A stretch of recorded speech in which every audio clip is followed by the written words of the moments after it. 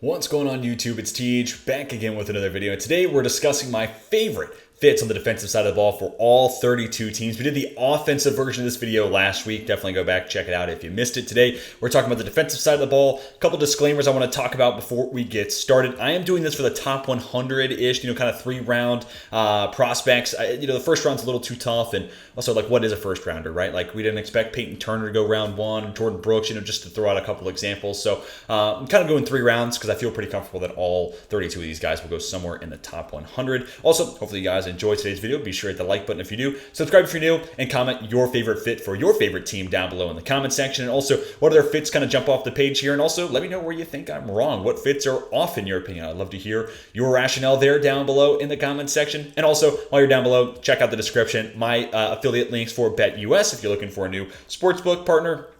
Definitely hit them up. Got a great website, and also you get a 125% deposit bonus with the top link or a free $50 bet with the bottom link. So definitely check out those links down below. But we're going division by division, starting with the AFC East, and we kick it off with the Bills. Jack Campbell. Yeah, I was just looking at mock draftables, and maybe an inch shorter than Tremaine Edmonds, but height, weight, pretty much the same. A little bit slow over 40, but also 95th percentile 3-cone. So I think he's a guy that if he's there at 27, he becomes a really intriguing option to replace Tremaine Edmonds and keep a strength there in that linebacking core. And I think with his run stopping ability, it also keeps Matt Milano really clean. So I think it does a lot to keep that defense where it was from a season ago. And I think Jack Campbell comes with NFL immediate impact type of ability.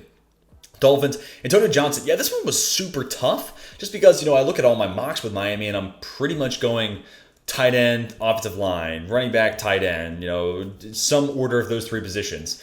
And I haven't really addressed defense since they made the Jalen Ramsey trade.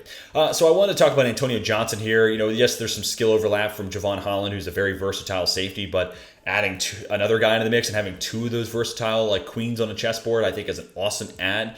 He could play the slot. He also could be your starting strong safety. A little bit of a question mark there with some of the guys they already have on the roster. I know Deshaun Elliott could be a starter there, but Antonio Johnson might just be better. It might also just make more sense for a long-term fit as that strong safety. So whether it's the nickel or it's strong safety, I think Antonio Johnson could be a starter for Miami, and he could be there at 51.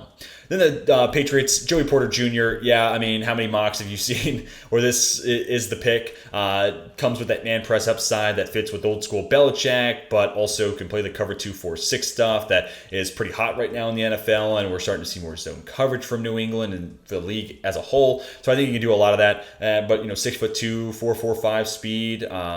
Wish I knew what the 3-cone was, but I think when I look at his tape and I see quarterbacks not trying to challenge him, especially in the air, that shows a lot of respect. And while I'm a little bit concerned about maybe what his break out of the back foot looks like, can he go make a play on a receiver or the ball? Just because I don't know that 3-cone number, I don't know if it's an issue either. So I don't want to get too ahead of myself and just assume it's going to be a problem. And everything he has shown us both on tape with his progression year over year, and then his athletic numbers that he did put on display, and we do have official numbers for, are really, really impressive. And Garner being someone that maybe goes in the 14th overall slot to New England. Then the Jets, Trenton Simpson. I used to mock this a ton in the first round, but obviously Simpson's stock's fallen, and also the Jets are picking a little earlier. And we had some mocks midseason where they were in the 20s or so, and it made a little bit more sense. 13, yeah, probably a little rich for the Simpson blood, but if he's there at 42/43, whichever one of those pick, maybe the Jets hold on to, depending on this Aaron Rodgers situation. Still a big TBD there. But Trenton Simpson, I was even looking at his mock draftables, comparing him to Fred Warner. Pretty similar height and weight, and then a faster 40 time at 4.43. Didn't see the 3-cone for Simpson, while Fred Warner did run that. Either that or I have it backwards. But either way, Simpson kind of has that same height weight mold while being a better athlete, and that's really, really tempting.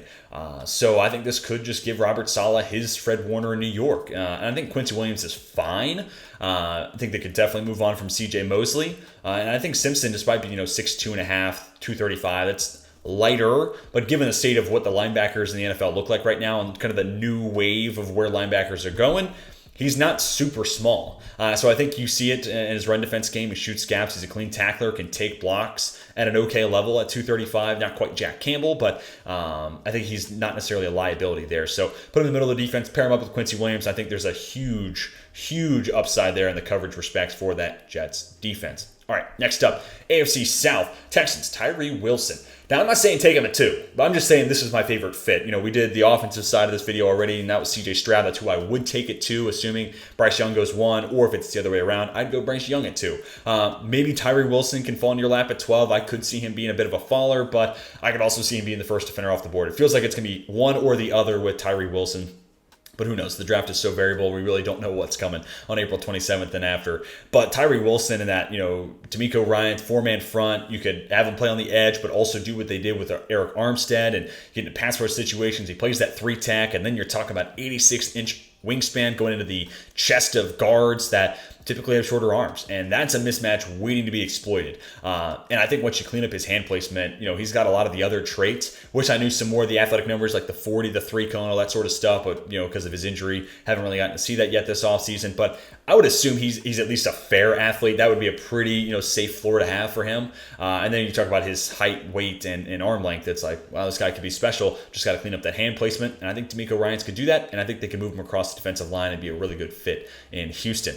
Colts, I went Cam Smith. I think he could be a good target for them at 35. I think Isaiah Rodgers could be one of the starters on the outside, but they need to add a guy on the other end. And Cam Smith's just a baller, man. I think he could play in man, zone, press, off. Like he is kind of the poor man's version of Christian Gonzalez and Devin Witherspoon. Different body types for sure, but all the same stuff I talked about with those guys. I think the same is applicable here with Cam Smith, just maybe not as crazy good a film. Had a little bit of a penalty issue this past year at South Carolina, but he also has great ball skills, and we saw Christian Gonzalez kind of take that step in the right direction this last year at Oregon, and Devon Witherspoon's got really good ball skills, also a really good tackler. Smith, I'm not holding that against him that he doesn't have that, but that is one point of differentiation between Witherspoon and Smith. But I think top of the second round would be an awesome value, and I'm trying to correlate these with where these teams are selecting, just so we're all on the same page there. So Smith there at 35 I think would be really good value and a really good add to that defense opposite of Isaiah Rodgers.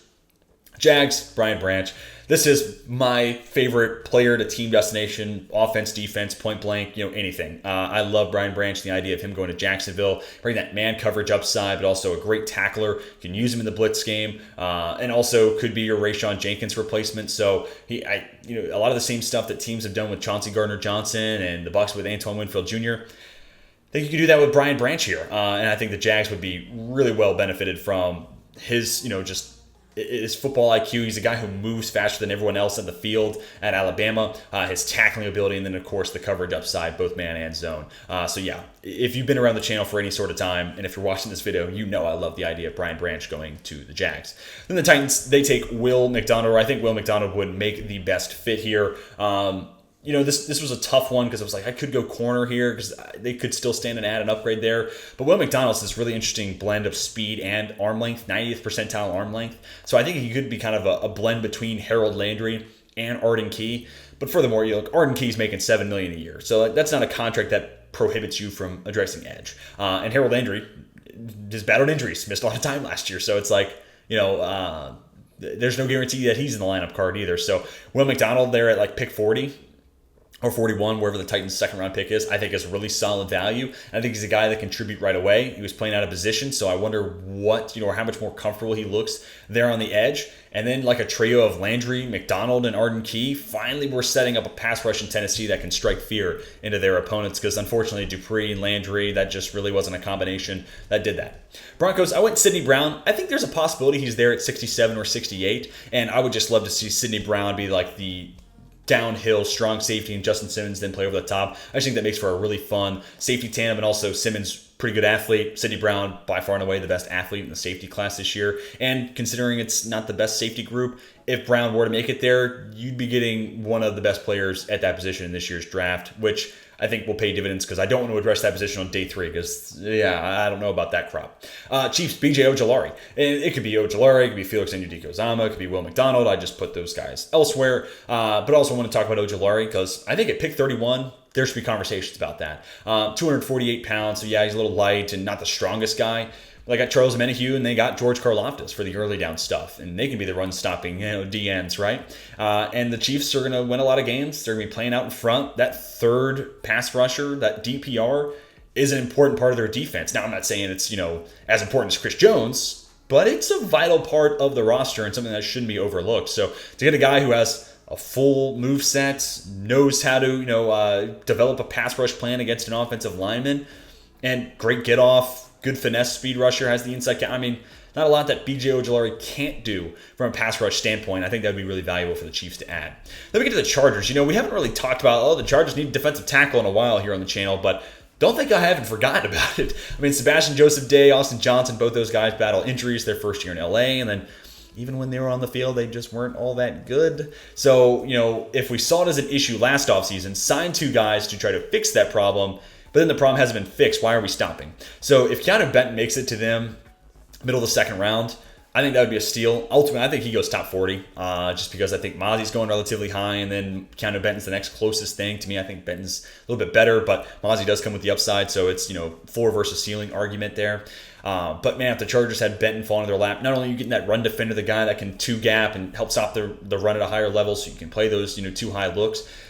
If this team finds a third pass rusher, they get really scary. And Benton is better with his hands and is stronger and has more quicks than people want to give him credit for. Maybe the strength is something that we all kind of assume from a D tackle from Wisconsin, but he is quicker and he's better with his hands as a pass rusher than people would maybe assume just based off D tackle from Wisconsin. So maybe that makes Morgan Fox that much better as an interior rusher. And then if Khalil Mack, Joey Bosa stay healthy, plus Benton, plus Fox, talking about a really pretty awesome pass rush there in LA. And then we get to the Raiders, Christian Gonzalez, a lot of the same stuff I talked about earlier with Cam Smith and Devin Witherspoon, we're going to talk about later on.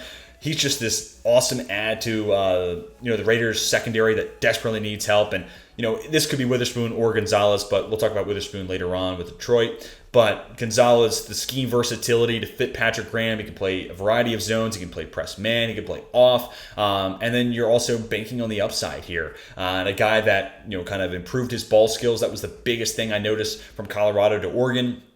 And then just banking on that progression continuing at the next level. He's got the frame. He's got the athletic traits that typically have corners go early in the NFL draft. So I think they're at 7. I mean, this is a hard player to pass on if you're the Raiders, unless it's like a quarterback. If it's not quarterback, to me, it's got to be Witherspoon or Gonzalez there for Vegas, or a trade back, of course.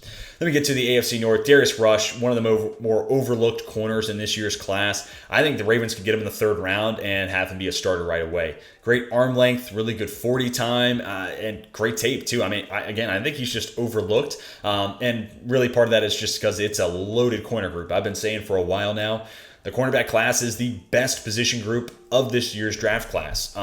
So because of that, guys like Darius Rush are going to fall. Guys like Tyreek Stevens are going to fall. DJ Turner's the next guy we're going to talk about, become a day 2 pick. In just about any other draft class, I think Darius Rush could be a late 1st round guy or an early 2nd. So I'd love to see him play that man press, but also comfortable and has the athleticism to play some zone, which Mike McDonald sprinkled in more last year than what we've seen from Ravens defenses in the past. So I think he's kind of the perfect corner to add opposite of Marlon Humphrey. And then the Bengals, DJ Turner, a lot of the same stuff there. Played man, played zone, played press, played off at Michigan, and did it at a high level. And he's actually one of the better press graded corners in PFF system, despite being sub 6 foot, sub 180. And sometimes that, he does look a little small and he gets bullied a little bit, but it's not as big of an issue as you might think. And with how much Lou Anarumo mixes up his defense between man and zone, and it feels like he does it, within a game, DJ Turner's a corner that can handle that type of assignment. He's a guy that can be like, okay, well, now we're going to try to shut him down with quarters. Great. Now we're going to play some press man. Fine. Cool. Now we're going to play cover 2. I got it. He comes with that needed versatility and well-rounded skill set, while also being a guy who runs 4.26 and has an electric 3-cone. So that type of athlete, that type of coverage versatility in a defense that asks their corner to do that, that's a perfect fit. Browns, Siaki Ika. Yeah, I'm coming around to this.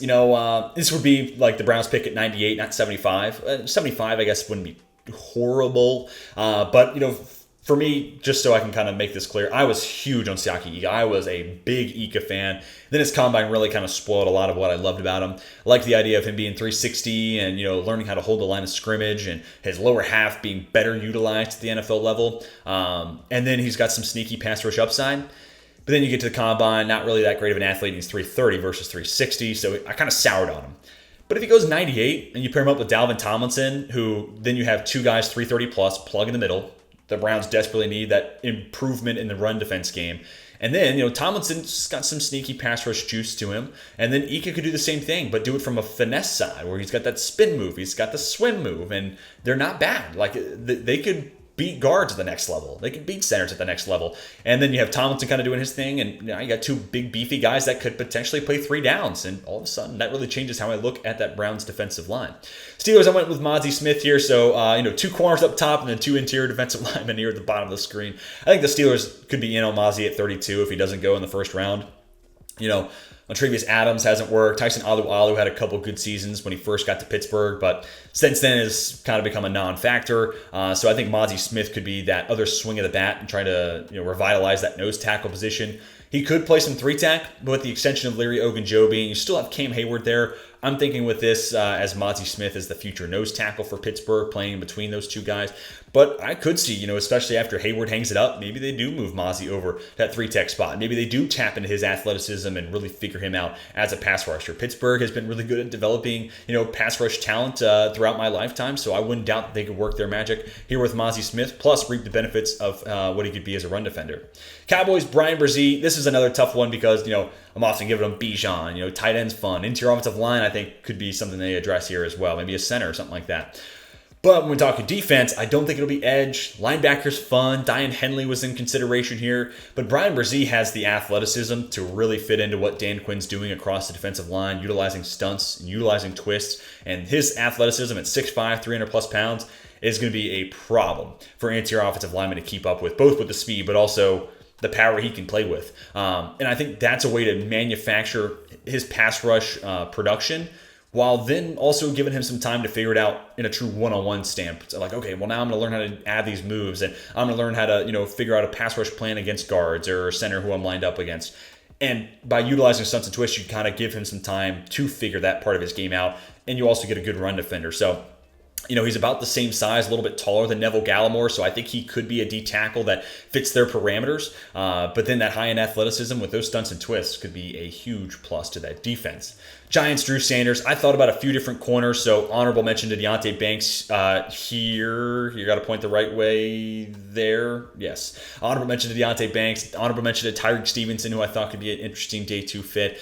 But I decided to go Sanders, who I think they can get at 57, or trade back from 25 maybe. And still land him. But he is the exact linebacker Wink Martindale wants in his scheme. A guy that can blitz up the middle consistently. That's really the best part of Drew Sanders' game right here, right now, because he's raw as a coverage player. He's raw as a run defender, but the pass rush juice is there, and he is a twitched-up athlete. So you pair him up with Bobby Okereke, who can focus on being the coverage specialist. Sanders is your blitzer.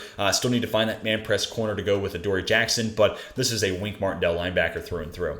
Eagles, Kalijah Kancey as the fit here. Thought about Lucas Van Ness as well, so honorable mention to LVN. But I went with Kancey because there's only a few amount of teams where I really feel comfortable with him playing pretty much every down, and that would be in Philadelphia because you have Jordan Davis just eating space, and a massive human being who also has twitched up athleticism. And then Kalijah Kancey doesn't stick out as much at 6 foot 280. But really the thing with Kancey is, yeah, he's a little short and he's a little light, but it's really that 3 percentile arm length that gives me pause, but I think Philadelphia would be able to, I think they'd be willing to take that risk with Kancey, whether it's at 10 or 30. And I do think he comes with a relatively high floor, so I don't think Kancey at 10 is out of the realm of possibilities. And I think with his first step, plus how well-rounded he is as a pass rusher, like he is NFL ready from a hand standpoint and having a pass rush plan. So I think he could make an immediate impact to Philadelphia. And that's, again, why I think 10, don't rule it out that Philadelphia goes in that direction. But pairing him up with Jordan Davis, the big, space eater, kind of Planet Theory 1 of 1, there's only one guy built like Jordan Davis in the world, kind of frees up maybe some of your concerns that you might have with Kalijah Kancey. Then the Washington Commanders, Deonte Banks, again, could have easily put him for the Giants. Plenty of other defenses that would have made sense for Deonte Banks, but played a variety of coverages at Maryland. So I think that he'd be fine in that cover 3 heavy Jack Del Rio defense while giving you plus level athleticism, 4.35, great frame, 6 foot, 220 pounds, or 200 pounds flat, excuse me. But he checks all those boxes while always being at the catch point too. So I could see where Vera and Del Rio are looking at him being like, We can fix that. Some coaching, we can correct that problem in his game right now. And then you get the benefit of, if he does hit his potential, having a clear-cut CB1, plays St. Juice or Fuller on the outside, and then the other one moves into the nickel, and that secondary looks a whole lot better. And then you already have a great pass rush. You get one corner that takes away that number one option, force a quarterback to hold on the ball just a little bit longer. And Washington's already got a good defense, but it gets that much more scary. All right, now we're on to the NFC South. Isaiah Foskey was my pick here for the Falcons.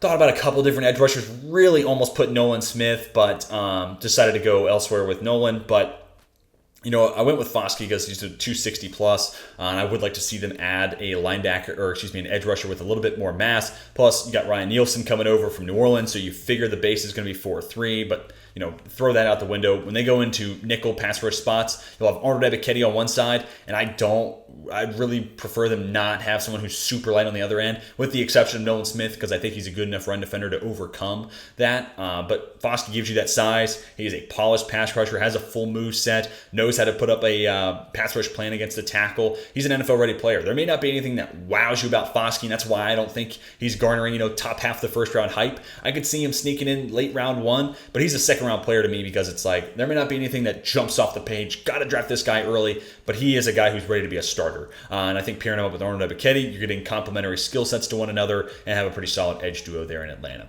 Then the Panthers, same thing here with Zach Harrison. I've made this pick in so many different mocks. Brian Burns is a speed but light, finesse, bend-based edge rusher. And Harrison's kind of the opposite, not bendy whatsoever, but 6'5", 275, plays with a ton of power, has good straight line speed, so complementary skill sets once again. And also, I think he's a guy that can help in the run game, where I don't want, again, two light edge rushers where teams are just running, stretch wide to either side and picking on my lighter edge rushers. Harrison's going to take away one side of the field, I think, basically, and force you to pick on Brian Burns. And I think there's ways you can kind of scheme around that weakness. So not having two light edge rushers is big, in my opinion. And I think Zach Harrison basically gives you that there in Carolina to pair up with Brian Burns. And I also think Zach Harrison's a little underrated in this year's class. So deep corner class, deep edge class, and because of that, there's going to be some third-round gems, some fourth-round gems that teams pick up. Saints, Myles Murphy. This is just their type here. High-end athlete, has the perfect frame. I mean, this is Peyton Turner, this is Marcus Davenport, and Murphy can play with power just like some of those other guys that I mentioned, but also comes with that twitched-up athleticism. Just need to teach him a moveset. And I think New Orleans is in a good spot to, Myles Murphy only can play on rundowns or something like that early on. Or only use him in games where opposing offensive tackles really struggle with power rushers. That could be a way to get him out on the field. And then because you have Cam Jordan, you have Peyton Turner, you don't need Murphy to play 900 snaps right away. You can let him kind of grow and develop and figure out what he needs to grow as a pass rusher. And to me, it's hands usage, it's his move set, and then putting together, again, a pass rush plan against tackles. Like, he's just raw there. But I think New Orleans is a great spot for him to go and kind of have that time to figure out what he needs to get better at and have that time to get better in those said areas. Then the Bucs, I went Tuli Tuipulotu. Could have gone Byron Young here. Could have gone with Derek Hall. Could have gone with Jarian Sheen. Could have gone Nolan Smith here. Basically, edge was kind of the easiest position for me to target. Also, honorable mention to Clark Phillips. I think Clark Phillips would be an awesome Sean Murphy bunting replacement there in the nickel. But I went with Tuli Tuipulotu because I am really worried about what Shaq Barrett looks like this year. I mean, that's a tough injury for him to come off of with an Achilles tear in his 30s. Yeah, like that. I just don't know if we're going to see the same guy that broke onto the scene when he first got to Tampa. And if he can't be that, plus level starter, it's Joe Tryon-Shoyinka and who else? So I think Tuli Tuipulotu, I wish I knew his athletic numbers, but 6'3", 266, I think is good size to play that edge spot. And you look at his tape at USC, even if we don't know what type of athlete he is, we do know this guy can get off blocks, both in the run game and as a pass rusher. So that NFL readiness and the polished nature of his pass rush moves in a class where there's a lot of guys who need to grow in that area, I could see where teams prefer him over someone that maybe is a little bit more of a project. And because of that, goes relatively early in the second round, but I also could see him being there available at 60. So he's a tough player to gauge his range, but I think being there at 50 for Tampa Bay is totally in the cards. All right, next division, the NFC West. Cardinals, I went with Will Anderson here just because I wanted to have the conversation. He should be the pick, in my opinion, over Tyree Wilson.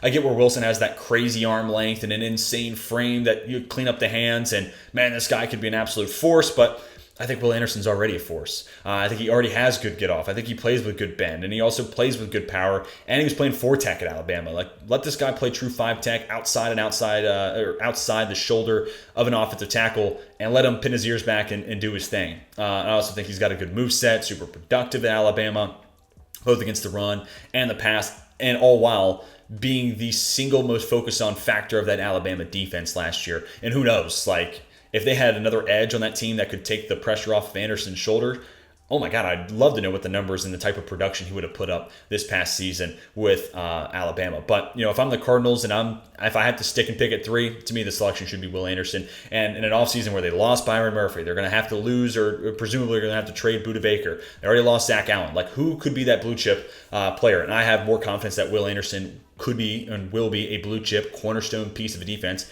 than Tyree Wilson. But, the upside with Wilson I get is undeniable. Rams, Garrett Williams, this to me was one of the easier ones. It was actually one of the first names I put in here. Raheem Morris runs a lot of cover 4, kind of continuing what Brandon Staley did, but also sprinkles in man. And Williams, frame and athleticism suggests, man, this guy could be an awesome man coverage corner.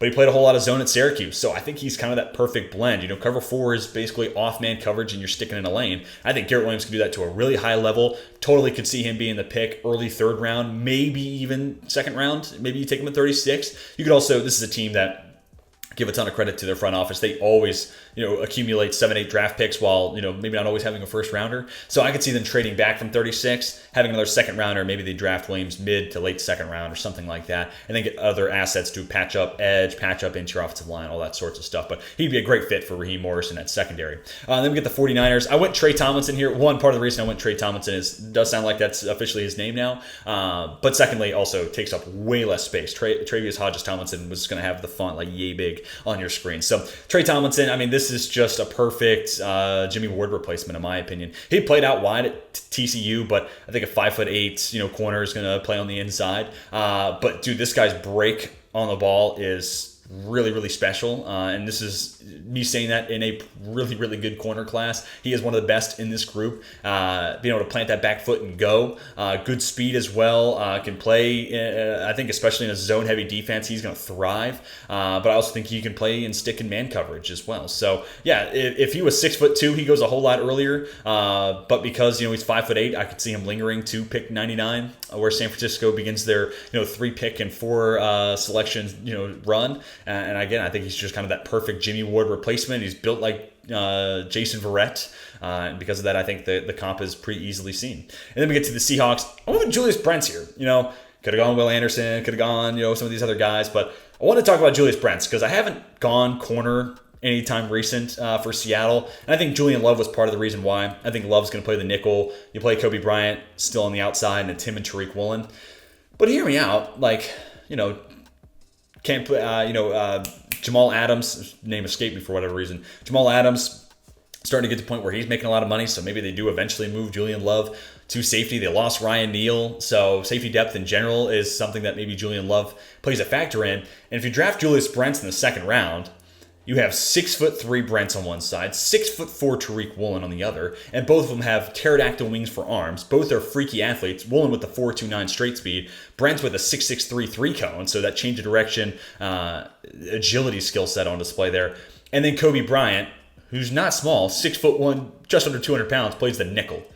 That to me screams Legion of Boom. That screams John Snyder. We're going to have the longest secondary possible. We're going to have freaky, twitched up athletes. So I would love to see Seattle do this. But I've had Seahawks fans kind of talk me off that ledge and tell me that they're not going to do that. And I could see in a deep corner class where it's like, we'll wait till round 4. There'll be someone there that we feel confident could add depth. But if they added Brent in round 2, I think him, Tariq Woolen, Kobe Bryant, and the nickel could be a crazy good secondary. And then that takes us to the NFC North, the final division that we're going to talk about. Bears, Jalen Carter. I mean, go back 4 months. I mean, how many times were people saying, well, the Bears, if they can stay in the top 4 and get Jalen Carter, he's exactly what Matt Eberflus needs in his defense.